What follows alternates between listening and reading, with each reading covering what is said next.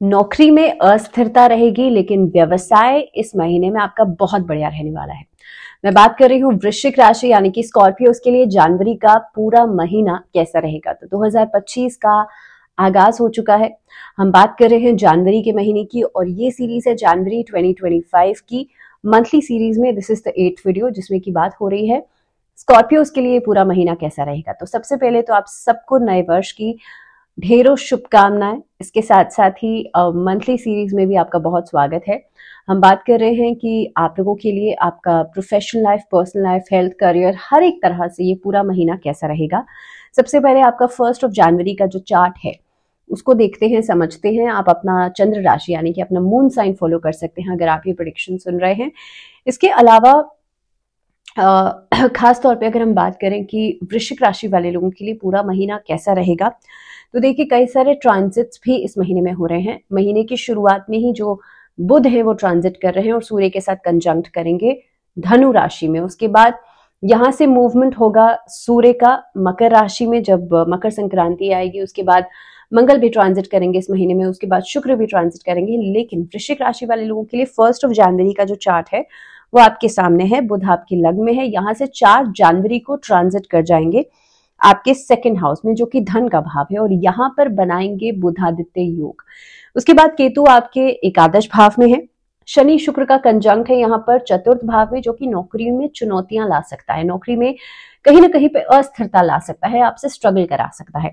वहीं पर अगर देवगुरु बृहस्पति की बात की जाए तो लंबे समय से आपके 7th भाव में बैठे हैं, व्यवसाय को और फ्लरिश करेंगे इस महीने के अंदर। मंगल नीच राशि में अभी 9वें भाव में ही बैठे हैं और राहु जो है वो 5वें भाव में बैठे हैं।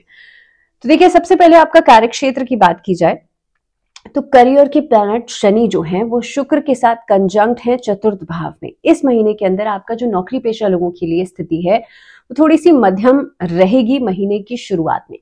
इनिशियल फेज में आप मेहनत के साथ आगे बढ़ रहे हैं, लेकिन हो सकता है मेहनत का उतना, आपके संघर्ष का उतना आउटपुट आपको नहीं मिलेगा जितना कि आप उम्मीद लगा रहे हैं या जितना कि आप सोच रहे हैं। इस महीने की शुरुआत में कई सारी चुनौतियां आपके सामने आ सकती हैं, कई सारे डिस्ट्रैक्शंस आपके सामने हो सकते हैं। इसके अलावा अगर सूर्य की परिस्थिति देखी जाए तो सूर्य आपके शुरुआती समय में 2nd हाफ में रहेंगे, उसके बाद 3rd हाउस में चले जाएंगे और जैसे ही 15 जनवरी को आपके 3rd हाउस में यानी कि पराक्रम भाव में जाएंगे, आपके लिए नौकरी पेशा लोगों के लिए खास तौर पे नए टेंडर्स मिलने की उम्मीदें नजर आती हैं। आपके थ्रू कोई काम हो सकता है, आप क्योंकि पराक्रम भाव में आने की वजह से आपके अंदर एक गजब का कॉन्फिडेंस होगा और ये कॉन्फिडेंस या विल पावर आपको नौकरी दिलवाने में मददगार साबित हो सकती है। तो जो लोग अभी जिनके पास नौकरी नहीं है उनके चांसेस बनते हैं कि 15 जनवरी के बाद आपको नई नौकरी मिल सकती है। या जो लोग चेंज के बारे में भी सोच रहे हैं, 15 जनवरी से पहले चेंज मत कीजिएगा। 15 जनवरी के बाद आपको जो अपॉर्चुनिटीज मिलेंगी वो आपके करियर में एक अच्छा खासा उछाल लेकर के आएंगे।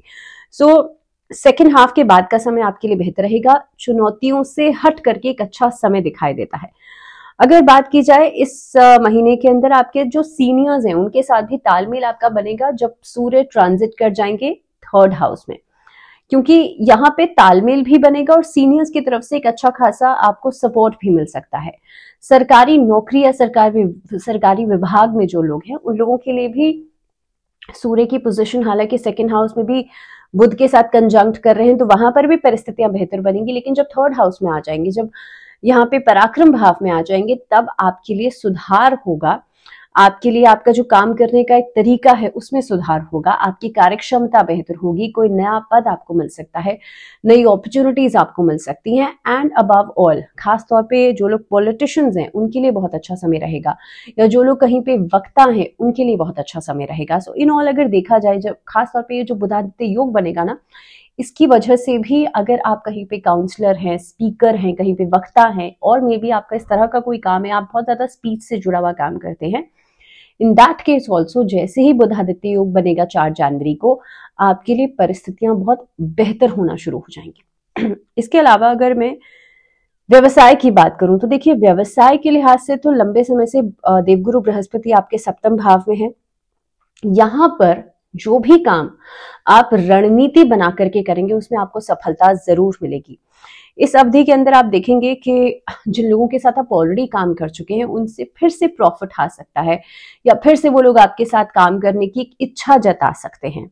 यानी कि काम जो है वो एक साइकिल में चलता हुआ नजर आएगा, एक लूप में चलता हुआ नजर आएगा। सेकेंडली, केतु एकादश भाव में बैठे हैं और यहां से आपको ट्रैवल से संबंधित कोई काम मिल सकता है या ट्रैवल से जुड़ा हुआ फायदा हो सकता है, मे बी ट्रैवलिंग से जुड़े हुए काम में फायदा हो सकता है, या इस अवधि में जो लोग ट्रैवल व्लॉग्स बनाते हैं उनके लिए बहुत अच्छा समय रहेगा। तो कुल मिलाकर के ये जो समय है, अगर मैं आपके व्यवसाय के दृष्टिकोण से देखूं तब भी बहुत अच्छा है, और नौकरी पेशा लोगों के लिए भी ये समय बहुत अच्छा रहेगा। आर्थिक स्थिति की बात कर लेते हैं। देखिए, धन का प्रभाव जो है इस महीने के अंदर, क्योंकि देवगुरु बृहस्पति सप्तम भाव में बैठे हैं, आर्थिक संतुष्टि आपके अंदर देखने के लिए मिलेगी, क्योंकि बुधादित्य योग आपके धन भाव में बन रहा है।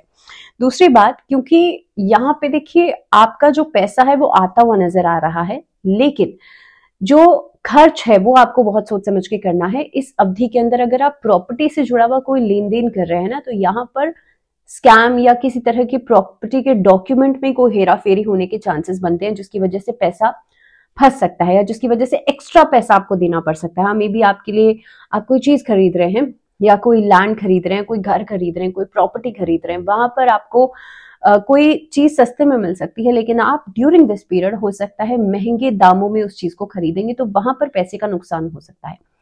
इस तरीके की जो संभावना है वो बनती है। अदरवाइज पैसा आपके पास आएगा भी, स्टेबिलिटी भी दिखाई देती है और कहीं ना कहीं पे इन्वेस्टमेंट भी नजर आती है। इसके अलावा इस महीने के अंदर पारिवारिक जिम्मेदारियां बढ़ सकती हैं। जीवन साथी की उनकी खासतौर पर उनकी दिनचर्या के ऊपर या उनकी जो रूटीन वर्क है उनके ऊपर, उसके ऊपर पैसा खर्च हो सकता है। इसके अलावा 2025 में 21 जनवरी के बाद जब मंगल यहां से अष्टम भाव में चले जाएंगे, तो आपके लिए सेहत के ऊपर भी कहीं ना कहीं पे किसी तरह की इंजरी, खासतौर पे शोल्डर में दिक्कत, बैक की प्रॉब्लम या हड्डियों से जुड़ी हुई समस्या, इन सब चीजों के ऊपर डॉक्टर्स की प्रिस्क्रिप्शंस के ऊपर पैसा खर्च हो सकता है आफ्टर 21 जनवरी।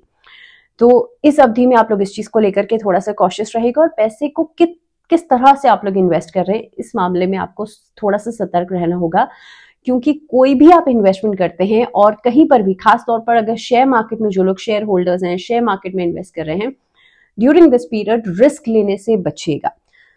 स्वास्थ्य के दृष्टिकोण से देखा जाए तो जनवरी का महीना, जैसे मैंने पहले ही कहा कि 21 तारीख के बाद जब मंगल आपके अष्टम भाव में चले जाएंगे तो इंजरी से बचेगा, लेकिन ये महीना पूरा आत्मविश्वास में बढ़ोतरी देगा, जिसकी वजह से आप देखेंगे तो सूर्य क्योंकि यहाँ पे अच्छे हाउसेस में है, तो overall through out this month आप देखेंगे आपकी जो इम्यूनिटी है वो बहुत अच्छी रहेगी।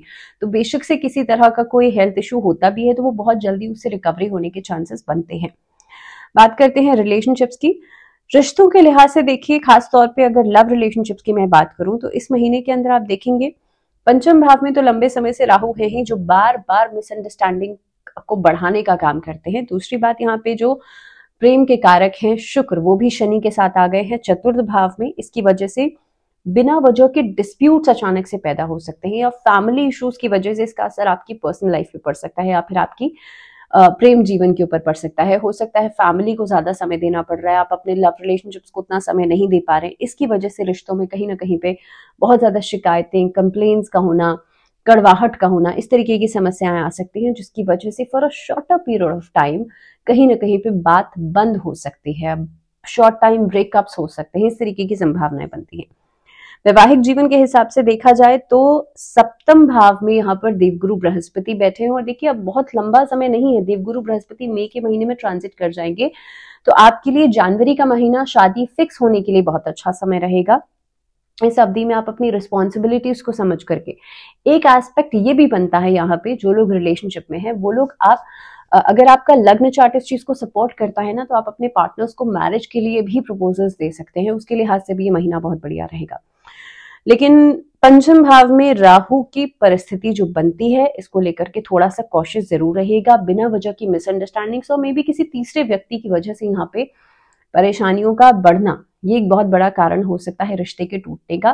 तो इसीलिए जब आपको पता है कि इस तरीके की संभावनाएं ऑलरेडी बन रही हैं, तो ऐसी चीजों से परहेज कीजिएगा।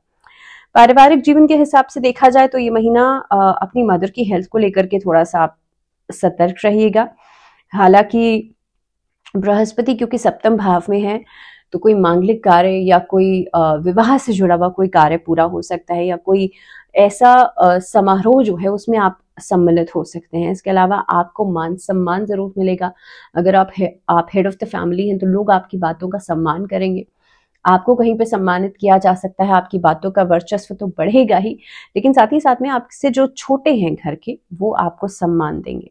स्टूडेंट्स के लिए देखा जाए तो इस महीने में भी डिस्ट्रैक्शन बना रहेगा, लेकिन कुछ नया अध्ययन करने के लिए आप आगे बढ़ सकते हैं, कुछ नए कोर्सेज में इनरोलमेंट करा सकते हैं, लेकिन बी वेरी श्योर कि यहाँ पर ऐसे कोर्सेज में इनरोल कराइएगा जो आपके लिए समय की बर्बादी ना करें, क्योंकि वृश्चिक राशि वाले लोगों के लिए लंबे समय से देखिए पंचम भाव में राहु बैठे हैं, तो बार बार ऐसी चीजों में खुद को इंडल्ज करना जो आपके लिए समय की बर्बादी करते हैं, वो कहीं ना कहीं पे आपको अल्टीमेटली कुछ फायदा नहीं करा रहे हैं।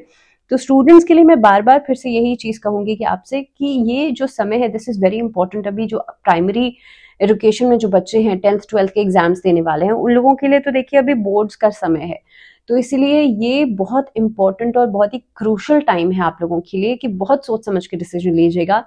इस समय पर बर्बाद करने के लिए आपके पास है ही नहीं समय। सो नए साल की शुरुआत है, नए रेजोल्यूशंस के साथ इस साल को शुरू कीजिएगा और प्रैक्टिकलिटी के साथ ये रेजोल्यूशंस लीजिएगा कि आप इस समय पर कितनी पढ़ाई कर सकते हैं और अपने लक्ष्य की प्राप्ति के लिए कोशिश करें कि टास्क छोटे छोटे जरूर सेट कर लें। अब रेमेडीज की बात करते हैं, तो देखिए यहाँ पर आपके लिए बहुत इंपॉर्टेंट है, सबसे पहले तो गायत्री मंत्र का जप करना। गायत्री मंत्र के चांट से जितनी भी परेशानियां हैं ना, छोटी छोटी ये सभी प्रॉब्लम्स खत्म होंगी एंड यू विल सी जब भी किसी चीज को हम लंबे समय तक कंसिस्टेंटली करते हैं तो वो जरूर काम करती है। तो वृश्चिक राशि वाले लोगों के लिए गायत्री मंत्र का चांट करना मिरेकल्स करेगा इस महीने के अंदर।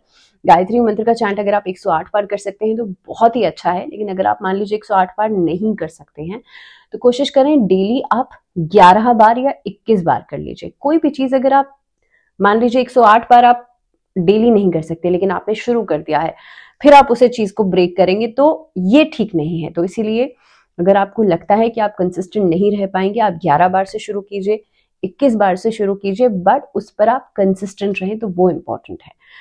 So this was all about Scorpios, वृश्चिक राशि वाले लोगों के लिए फिलहाल इतना ही। मुझे दीजिए इजाजत। एक बार फिर से नए साल की ढेरों शुभकामनाएं।